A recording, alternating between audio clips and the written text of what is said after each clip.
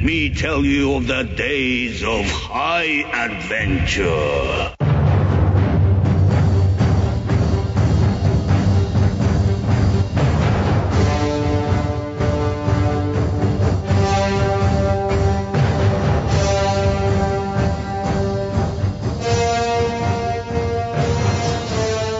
Hello, I'm Kevin. And I'm John. And this is 6 Degrees of Schwarzenegger, the podcast where we take a long, hard look back at some of our favorite action movies from the era of he got through.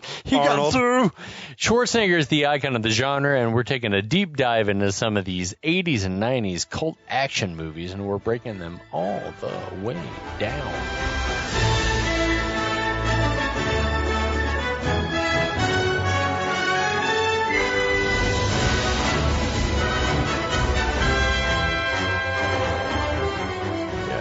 John, welcome. Kevin, thanks for having me. Yes. I'm so glad to be here. Thanks for coming over. Thanks for bringing the high-proof bourbons. Oh, yeah, we're going to try to... We made it through that one.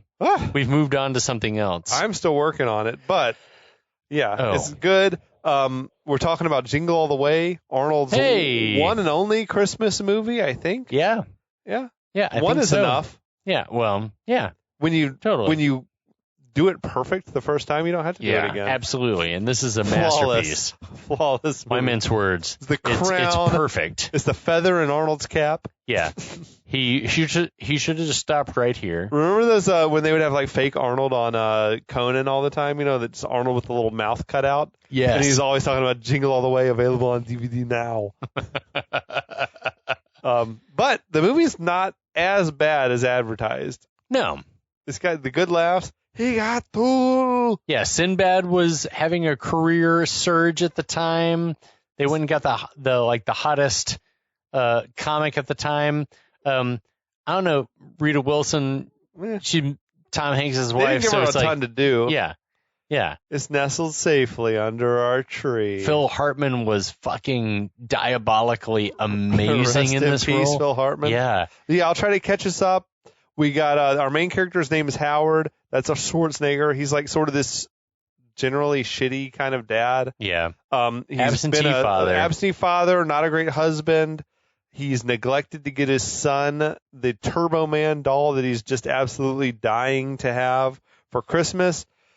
So he's made a promise to his son he's going to get him this Turbo Man doll. So he's out shopping on Christmas Eve, trying to find Turbo Man. On Christmas Eve. Yeah. The most popular toy in the world. He's run afoul of Sinbad's character, Myron, another dad who's out there looking for the Turbo Man doll. They're basically all over Minneapolis hunting for this Turbo Man. Arnold has just, they were at the Mall of America. He's being beaten back by moms calling him a pervert. He was chasing after this kid for... He left a toy store. They were giving out numbers, and he left the toy store after for a single number instead of getting a new number. Yeah, so he chased this kid through Legoland, through like the playground. Moms were beating on him because they thought he was trying to molest their kid or whatever. He jumped on a multi-$1,000 piano. Yeah, now he's wandered off. He's like, I'm not a pervert. I just want the Turbo Man doll. Totally a perv. And that's where we're at. Yeah, that's it. That's the whole... Do you guys get it? Do you have it? Oh, okay. So as Howard walks away from the crowd of moms who've loudly and vocally accused him of being a prevert, the mall Santa, played by Jim Belushi, goes, psst, and asks, hey, do you need a Turbo Man doll for Christmas? Howard's like, forget it, I'm not going to sit on your lap. And Jim Belushi says, hey, Chief, it's not my bag. Get it? Yeah, we get it. You're not a pedophile. Or it's an anti-gay joke, I guess. I don't know what it is. Yeah, it's weird. But it's a little Red Heat reunion with Belushi and Schwarzenegger. Again, another example of Schwarzenegger loving to go back of the well of people that he knows and loves to work with. I feel like he can call anyone, hey, you want to come and do some cameo work in this other movie? And they know, they're like, oh, shit, yes. Arnold? Yes. I love you, buddy. It's instant bank. You know people are going to be there. So Howard rolls his eyes at the terrible Santa joke. Santa says with an attitude like that maybe he shouldn't do Howard this solid. He's like, well, all right, fine, maybe I shouldn't. Like what? And then then he calls his elf Tony over to show Howard something. Tony, who has this hilarious New York accent, produces a Polaroid of himself holding a Turbo Man and the day's newspaper with the date. It's amazing. It's like some proof of life shit. Yeah. Tony played by Danny Woodburn, who was Kramer's actor buddy Mickey in many episodes of Seinfeld.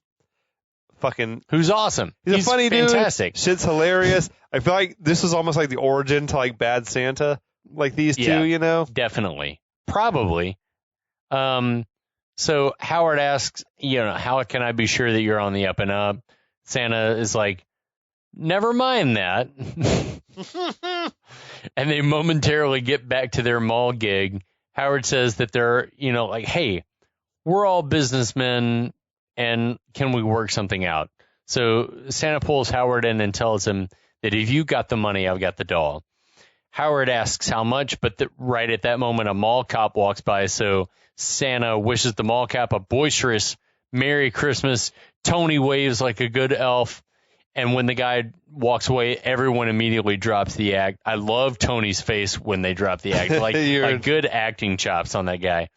And then with the cop gone, Santa pulls Howard in again and says, Santa never delivers a toy in broad daylight. Right. Howard replies, well, you're not the real Santa. Santa shoots back, really? And you're not a guy who's got enough foresight to get his kid a Turbo Man before Christmas Eve, are you? Damn. So, you cut him down to size. Yeah. Completely accurately. Dropping truth bombs on Howard. So Howard's begrudgingly, he's like, all right, we'll go along with this sketchy elf and Santa. Take a sip. Nice loud So sip. we cut to Howard driving Santa and Elf to an undisclosed location. Which was odd. Right. Like they don't have their own vehicle, their conveyance. Maybe not. I don't know. It's probably more sketchy for them to drive him. I get the impression Santa's hella drunk. Yeah, probably. Howard's complaining that he's got to get the doll and get to the parade. Santa's singing that song, The Little Boy That Santa Claus Forgot. Is that a real song? I don't know. I hope it is. The little boy that Santa Claus forgot. It's very funny. It's very funny. So Howard's complaining, how am I supposed to get this and then get back to where I need to be? Santa's singing this song, this dark song loudly. They pull up to a shady looking industrial building where a guard at the gate, who's also dressed as Santa, has a snarling German shepherd wearing reindeer antlers. That visual killed me. He's snarling like a Nazi dog or funny. Jim Crow era, snarling German shepherd with reindeer antlers on. Yeah. So I found this place, the location on Google Maps. Yeah. I'm like, where is this? It was some sort of weird granary, it seemed like on the thing. But it's this little island in the middle of the Mississippi River called the Nicollet Island, which the buildings are still there, but now it's like an event space where people get married and stuff on this location. That's very interesting. But I'm just like, that place has to be flood prone. Such a cool location. Yeah. But anyway. Yeah, it's interesting. So I love as they enter the facility and Howard's like, so what happens next? Jim Belushi's like, what are you, Dan Rather? What is this? 60 Minutes? What are you? The Question King? Chill. I love that. That he was improvising. Yeah, they just told him that shit cracked me up. I was dying. I love Jim Belushi. You're a fan? I love him. Yes. The strategy just seemed to be cast funny people and just tell them to cut loose and just riff. But the fact that he just went question to question without an answer, I also loved him in the newest Twin Peaks series. He was amazing. So where he's like, okay, keep your hands where I can see them. Yeah. I feel like everything he was saying was off script. Yeah. So they park. Santa delivers the secret knock on the door to the rhythm of da da da da da da da da da da da. Another Santa opens the peephole and asks for the password, which is Jingle Bells, Batman Smells. Howard rolls his eyes, which should have been. He should have said it out loud. That would have been amazing for the rhythm. But anyway, there are Santas inside. elves, Mrs. Clauses everywhere, counting money, smoking, drinking, looking at porno, That and moving shit was around. crazy. Yeah, it looks like a Shredder's lair in Ninja Turtles. I was baffled. They're all like working but they're in costumes. Yeah. Oh, I guess it's plausible deniability. It was But anyway, they're also moving around what is undoubtedly stolen merchandise. Well, I couldn't tell what was supposed to be happening. Yeah, I think that they've stolen stuff, but then But I it think that wasn't maybe like, they're actually donating it. It didn't seem like everything seemed above board to me. I'm like, they're not like making fake toys or anything. They were just like, but there was like weird. It was like the hooks in Cobra. They were conveying around these gigantic teddy bears. Yeah, but I don't know. It's stuffing like, stockings. do we need to be able to show that we've moved this many units to collect the money that we're supposed to collect? So that's the vibe that I got, was that it was like equal parts above and below board. Okay. The song that was in there was bumping. It was this song "Backdoor Santa" by Clarence Carter, but you may recognize it was sampled in the Run DMC Yes. Christmas in Hollis song. Yes. Yeah. Backdoor Santa. Interesting. Yeah, so there's this assembly line packaging toys. Santa sends Tony the elf to get the Turbo Man, the previously agreed to Turboman. Turboman. Howard tells Santa that this operation seems to be, quote, not quite kosher, to which Santa replies, hey, we're doing it for the kids. It was a weird line reading, Right? like kosher line. I couldn't tell what he's implying. For every not above board. And then Santa's like, for every kid who ever sat down on Santa's lap, for every little girl who left cookies and milk for Santa on Christmas night. Christmas night? Is that when you leave the cookies and the milk on Christmas night? Christmas night. Eve. Yeah, it is Christmas Eve. You're They right. fucked it up, I feel like. Yeah, I feel like you're right. For every little boy who opens a present on Christmas morning and finds clothes instead That of was toys. a good reading. Jacob Arnold was a master at shaking a box and being like, whatever, this present sucks. Yeah, young Jacob. It's like, fuck this thing. So it's like, so Tony returns with a wrapped package. Santa says it'll be $300. Dollars? No, Christmas kisses. Yes, dollars. 300, that seems pretty reasonable at this stage. Yeah. Christmas Eve, Hours 1996. before the deadline. Yeah, that's fine. Whatever it takes. You own your own business? Take it out of your paycheck. It's not illegal to buy a thing and sell it at a profit. No. So Howard forks over the money in disgust, then starts to rip open the package. But Santa's like, whoa, don't do that here. Then the Turbo Man, which he shakes, is like, starts hablang Espanol. Me amo Turbo Man or some shit. Yeah.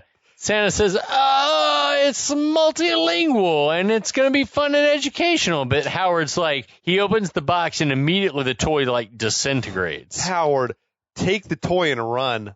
You get home, you tell your wife, I don't know, I never pressed the button.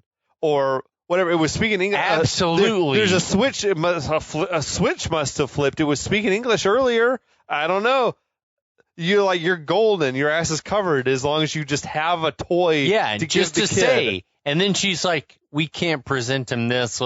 We say did your part. say we've gotten good word from Santa that your toy is on the way. And that's all you have to say. As long as if you're Howard, as long as you bring home a Turbo Man, you can at least defend yourself. I've been a kid. All you have to say is, it's on the way. Yes. That's all you have to say. So we get a long, slow Arnold glare at the camera. Howard shoves the broken toy at Tony, then demands his money back. But Santa says, hey, man, all sales are final. Howard calls the Santas and company a bunch of sleazy conmen, degenerates, lowlives, criminals, etc. That was weird. Yeah. That was weird to do when you're outnumbered 100 to 1. To which Jim Belushi's like, hey, man, that's a bridge too far. There's a collective gasp among the Santas. Then Belushi Santa says, hey, I'm going to pick a fight. But Howard says, I'm not going to hit a Santa Claus. So Santa calls him chicken. tries to Marty McFly him in front of the... I feel like it was the origin of the Arrested Development, like the chicken Yes, dance. I did. I thought the same thing. So, like, trying to humiliate him in front of the other Santa. Tries to humiliate him in front of all the other Santas. Hold on. John is so drunk. She's so drunk. Tries to humiliate him in front of all of the other Santas. Mm-hmm. Then Howard grabs Santa, punches him into next week in what is a feat of strength. That was an amazing. I don't know how they did that. The body he did to like a fucking that? headstand. Yeah, I was think wondering it was the same thing. Reverse. Like, yeah, I thought the same thing. Dude did a front flip or something, and they ran it backwards. So they got the thing where Jim Belushi's body tumbled forward, and before falling down, he's like, "Get him!" Get him. So another Santa literally flips out into action with candy cane nunchucks. Howard grabs a huge candy cane pole, tells the dude to shut up his Bruce Lee cries, and like decks him with it. It was kind of like the Michael Keaton Batman when the dude just stepped out with the nunchucks and he just laid him out one punch or whatever. Yeah. Much like Raiders of the Lost Ark. Yeah, where dude like jump out with the thing. Yeah. He just like fucking beats his ass to death with that candy cane. So then other dudes start to attack, but then Howard starts to like fend him. The more that he starts to like protect himself, he starts to get into it, and then he's like enjoying it more. He should have just run out of there, right? Yeah, but just then we hear loud dinosaur footsteps, and a look of concern passes over Howard's face. A slow pan up shows a giant Santa who disrobes, snaps his suspenders, and says, "I'm gonna deck your halls, bub." Which that's a big Wolverine line. Bub is a big Wolverine thing. Deck your halls, bub. I'm gonna deck. Great line reading from Paul White. Yeah, AKA the Giant. the AKA Giant. the Big Show. Yeah, the Big Show from WCW, WWE wrestling fame. How weird was it when a wrestler would like change outfits and then just all of a sudden they had a different name, like with no explanation? Like, oh my God, it's the Big Show. And it's like, no one's ever called him that before, JR. Yeah. It's Psycho Sid. No, it's Sid Vicious, right? Like, it's not. What? How? So you think that they were like hinging on like if JR called them something? It's the Big Show. What? No. Well, now it is. He's only ever been the Giant. Now we continue whatever you just said. It's the Big Boss Man. That's kind of awesome, though. Big Van Vader. All these dudes. Well, man, they should have met with JR ahead of time. Don't do it. Dear God. Dear God, don't do it. He's killed him. Oh, his whole family's dead. What's this movie about? Remember the fucking Disco Inferno? Yes. What a weird character. It's so strange. Here's the Disco Inferno. He's not here to lose. He's not here to lose a match to fucking Scott Steiner or somebody. But he's so funny. He's very funny. He's the Disco Inferno. That's still Mick Foley, right? No, I don't know who the Disco Inferno was. Mick Foley was like Cactus Jack / But he was several people. / holy shit, hold on. Mankind. Right now, there are literally dozens and dozens of Mankind fans. That's the Disco Inferno. I don't know who he was. He was some Italian fuck, some fake John Travolta, like Saturday Night Fever type shit. Holy shit. Is he dead? No. It was, I think it was Terry Funk. The Disco Inferno was a nobody. He was a nobody. He had a big hawk sort of nose, like a big Roman nose. Glenn Gilberti, American pro wrestler known for appearances as Disco Inferno. 6-year tenure on WCW. Absolutely. 1-time cruiserweight, 2-time television champ. He held belts? 1-time tag team champ. I I remember Disco Inferno. Disco Inferno. But I need to see him, is the thing. Building to the Nature Boy Ric Flair against the Macho Man Randy Savage. And Brain, I wonder if Oh, I remember Disco. Oh, shit. Get loose. of the Scorpion Death Drop from Sting. I remember, all right. He had a pompadour, sort of. He was a John Travolta knockoff, sort of like Saturday Night Fever thing. He was going to do. He was going to try to take out every member of that NWO all by himself. Not important. Oh, we've been rolling this whole time. That's okay. We chop it all out. Oh, my God. Oh, my God. It's the Big Show. Where are we even in the thing? Big Show showed up. I want to break your all, bub. Okay. All right. Picking it up right here. Okay. Giant Santa motions Howard to like, hey, come on. Howard takes a swing with his candy cane, but it shatters against the flesh of Giant Santa.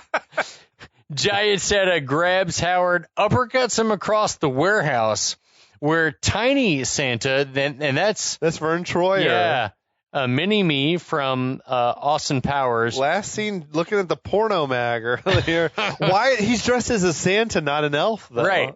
I love it. Bizarre. I love it. I love it. Yeah. Well, Santa is a jolly old elf, if we believe the poem. Facts. So anyway, Vern jumps him, starts attacking. Giant Santa stands Howard up while Tiny Santa's like sitting on his shoulder.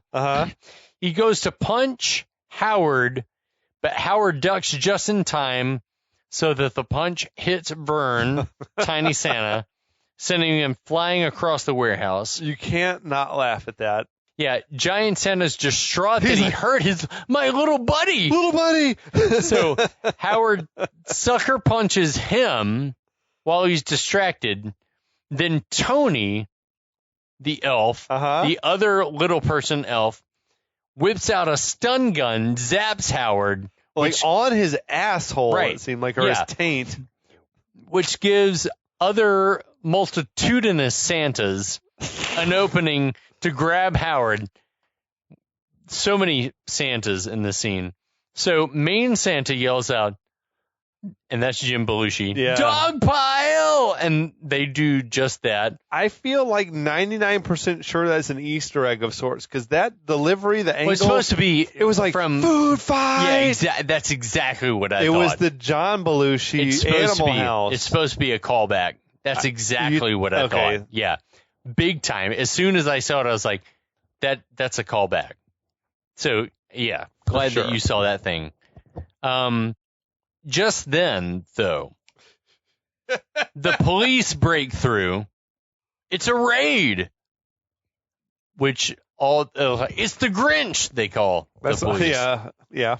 So Santas, elves scatter everywhere as the police round up whoever they can. A woozy and disheveled Howard tries to get his bearings. A detective demands to know who he is. Howard grabs a toy badge out of a bin of cop toys and pretends to be undercover. It was a pretty realistic. Yeah, it's a very toy badge. Yeah, it was the Herschel Walker level toy badge. Definitely. Yeah, he berates the detective, telling him like, "This is the sloppiest raid I have ever seen." Howard says he's been working on this case for 3 years, and they come in bursting in like terrorists at a tea party, which is interesting. Weird line. Yeah. He says that the commish is going to hit the roof when he hears about this disaster and orders all of the cops to get back to work. They hop to without question. Howard waltzes out while cops pile Santas and elves into police caravans. We cut to a shot of Howard driving over a bridge and back into the city, but wouldn't you know it, the car runs out of gas. Come on, Howard. He goes full John Matrix and single-handedly pushes the car the rest of the way across the bridge and into the parking lot or out in front of a nearby diner. Meanwhile, back in the neighborhood, Ted is entertaining all the neighborhood with all the moms while his kids and other kids pet the reindeer. He's telling some mom, like, we should get together and swap recipes. Yeah, it's so skeezy. But also, you should just tell people, like, we should swap recipes. Anyway, Ted's son Johnny tells all the other kids that he's named the reindeer Ted After his dad. So Jamie says that Johnny's dad is so cool and that he wishes that his dad could be so cool. So Johnny also says that Ted... This is grim. It gets dark. So Johnny, Ted's son, says that Ted never used to be like this until after the divorce of his parents. And that, like, suggests that maybe Jamie's parents should get divorced as well. It did wonders for my dad. Yeah. It's so fucking depressing. Well, I don't know. Yeah. But Jamie gets upset. Yeah. Big time. Yeah. Jamie's like, runs back to his house. Liz calls after him, but he ignores her. As he enters the house, as luck would have it, the phone rings, and it's his dad. Jamie's pumped. He's like, I knew I would hear from you. Howard's like, can I speak to your mom? Jamie says, you can't speak to my mom because she's next door petting Ted. Yeah, Ted, he means the reindeer. But Howard's like, oh, petting Ted, the neighbor. Then Jamie's like, are you going to be home soon? Because the parade's going to start. Jamie keeps reminding him that you promised you were going to be home and that a person should always keep their promises, like what Turbo Man says. Always keep your promises if you want to keep your friends. Right. So Howard is like, fuck this bullshit. Enough. Enough Turbo Man bullshit. Like raising his voice and saying, put your mother on the phone. I'm sick of this shit. Jamie is like, and starts to cry. That's rough. Over the phone, Howard's like, sorry, I apologize. It's kind of weird because Howard hasn't done a whole lot in this whole movie to win us over. No. Like, he's on a quest to buy his son's love, and he's been acting like a dick from the get-go. Yep. And even this situation's like, I'm not good at this. So he tries to apologize, fails. Jamie cuts him off and says, what would you know about keeping your promises? You never keep your promises. You never do anything you say you're going to do, ever. It was more like decent acting from young Jake Lloyd. I like decent. This scene was okay. Yeah, it's like, deliver this line of lines, and then that'll be it. Pretend like you're not reading from a cue card. So Jamie slams the phone down, storms off, which would be bad enough, but unfortunately, to make shit worse, Liz has seen all of this.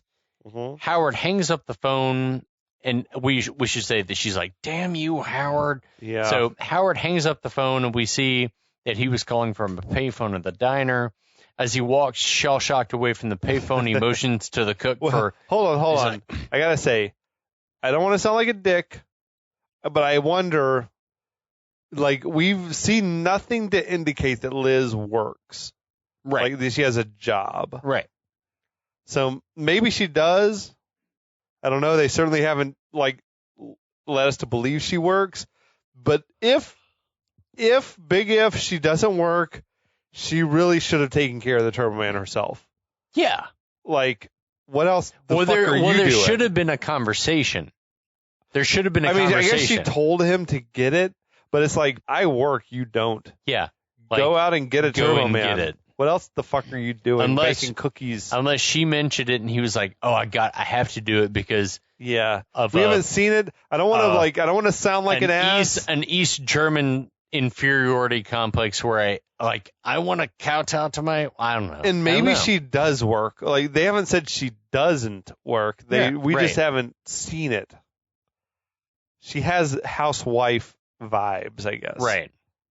Anyway, I'm just saying, like, I don't know why it's fully on him. Right. Who's like got them living in the little McMansion, I selling agree. the mattresses, mattress king of the Midwest. Making that money. John Ravio making money selling mattress. So as he walks shell-shocked away from the payphone, he motions to the cook of the diner to get him a cup of coffee. Guy comes over. Good man. Good diner service there. I got you covered. But as Howard goes to take a sip, someone says, cheers. He turns and is shocked to see it's motherfucking Myron, also in the diner. Howard's not happy to see him, of course, but they quickly agree to terms in a truce. Myron joins him at the counter. They lament that neither has been able to find a turban. They lament that neither's been able to find a turboman.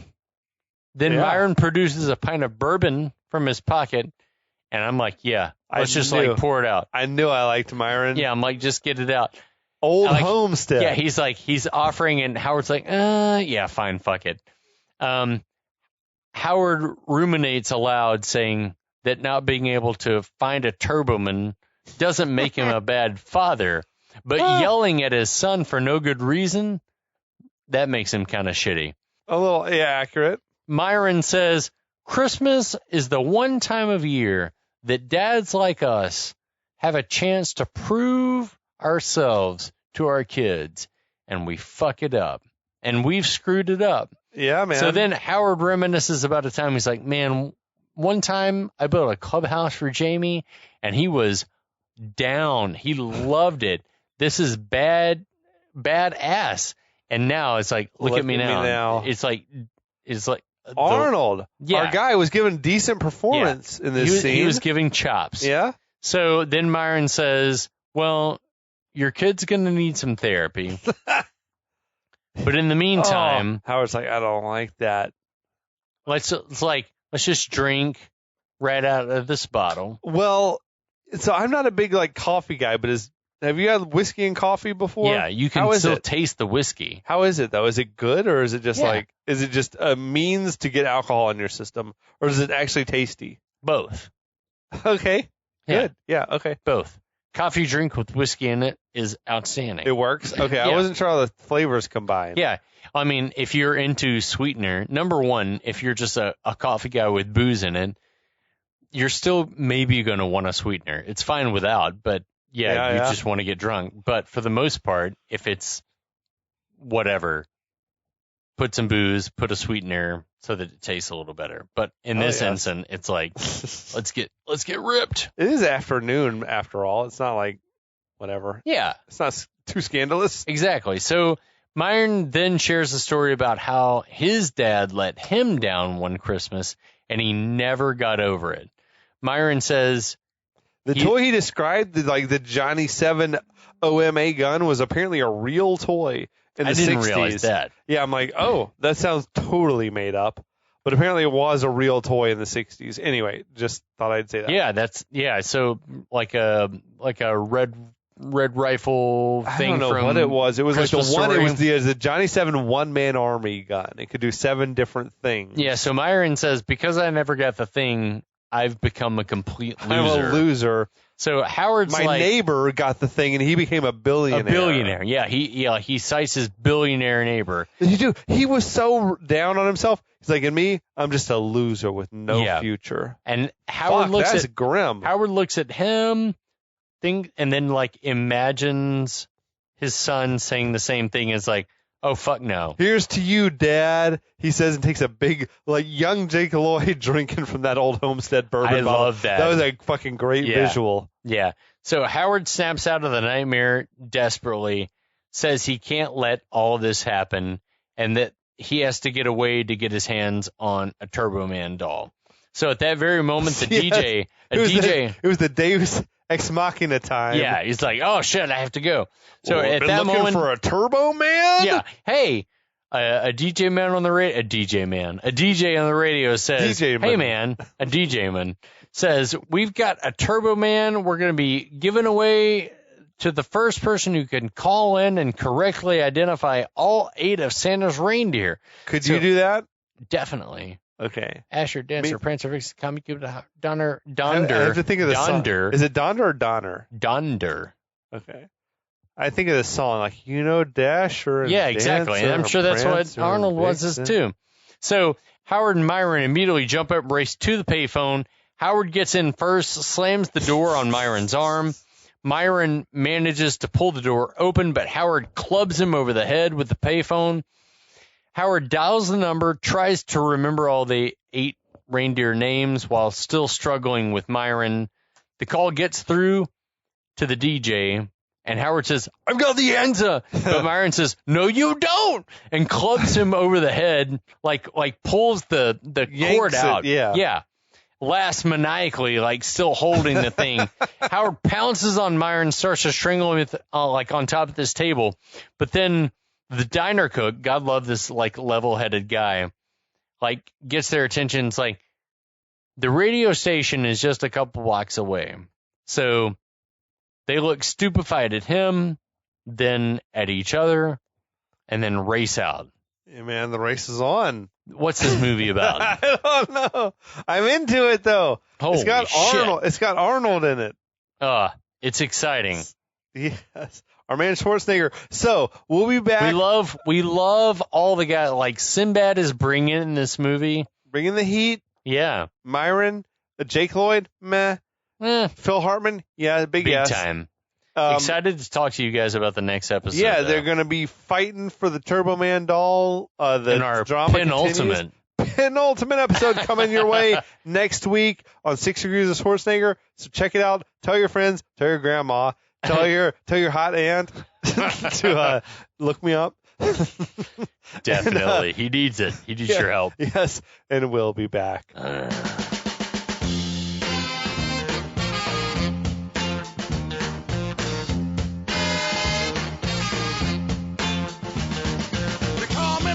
Santa, I make my runs about the break of day. They call me back door Santa, I make my runs about the break of day. Oh, oh.